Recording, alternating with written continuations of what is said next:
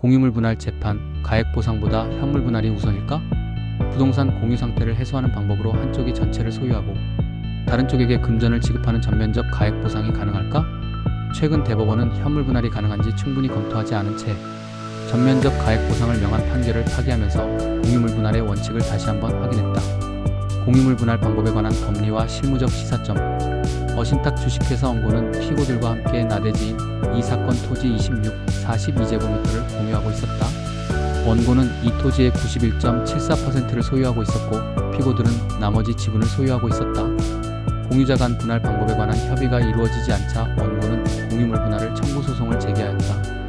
원심 법원은 이 사건 토지의 일부만 도로에 접하고 있어 분할 후 도로에 접하는 부분과 그렇지 않은 부분 사이의 지가 차이가 클 것이고 피고들이 희망하는 현물 분할 방안은 피고들의 토지가 도로에 접하는 면적이 상대적으로 더 넓게 되며 원고는 지구 단위 개발 계획을 수립하여 향후 개발 사업을 영위할 구체적 계획이 있는 반면 피고들은 주택 신축 예정이라는 점 등을 고려하여 원고가 이 사건 토지를 단독으로 소유하되 피고들에게 지분의 가격을 배상하는 전면적 가액 보상 방법이 가장 공평하고 타당하다고 판단했다. 대법원은 원심 판결을 파기하고 사건을 원심인 광주고등법원에 환송했다. 2024-30-4053 대법원은 공유물의 분할은 공유자 간 협의가 이루어지지 않아 재판에 의해 분할하는 경우 현물로 분할하는 것이 원칙이라고 강조했다. 현물 분할이 불가능하거나 현물 분할로 인해 현저히 가액이 감손될 염려가 있는 경우에만 경매를 통한 대금 분할이 가능하다는 것이다.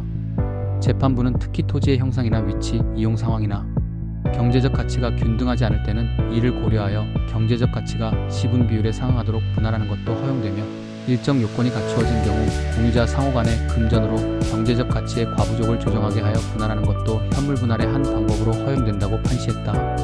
대법원은 이 사건 토지의 경우 현재 나대지이고 면적이 넓으며 26,424제곱미터, 피고들의 지분 비율에 따른 면적 661.2제곱미터와 1,522.1제곱미터의 결코 작지 않아 현물 분할이 불가능하다고 단정할 수 없고 피고들이 희망하는 현물 분할 방안에서 경제적 가치가 상대적으로 크다면 피고들의 취득 면적을 줄이거나 금전으로 과부족을 조정하는 방안도 가능하다고 보았다.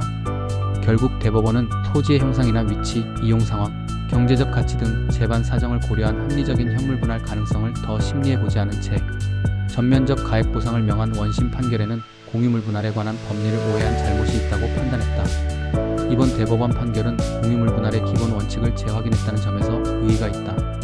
공유물 분할 재판에서는 현물 분할이 원칙이며 대금 분할이나 전면적 가액 보상은 예외적인 수단이라는 점을 분명히 했다.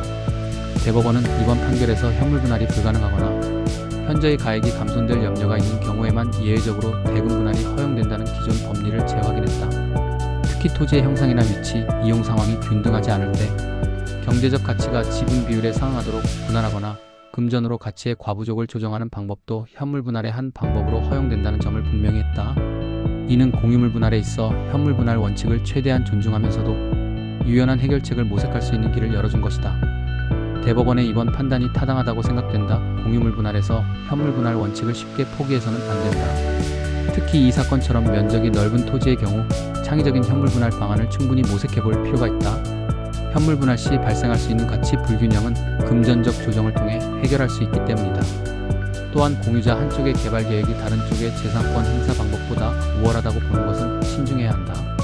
물론 효율적인 토지 이용은 중요하지만 이것이 소수 지분권자의 재산권을 쉽게 제한하는 근거가 되어서는 안 된다. 대법원이 피고들의 지분 비율에 따른 면적이 결코 작지 않다고 본 것은 이러한 측면에서 의미가 있다. 이번 판결은 부동산 공유관계 해소 시 다양한 현물 분할 방안을 충분히 검토하고 필요시 금전적 조정을 활용하여 공평한 해결책을 모색해야 한다는 중요한 지침을 제시했다. 향후 유사 사건에서 법원이 현물 분할 가능성을 더 적극적으로 검토하는 계기가 될 것으로 기대한다.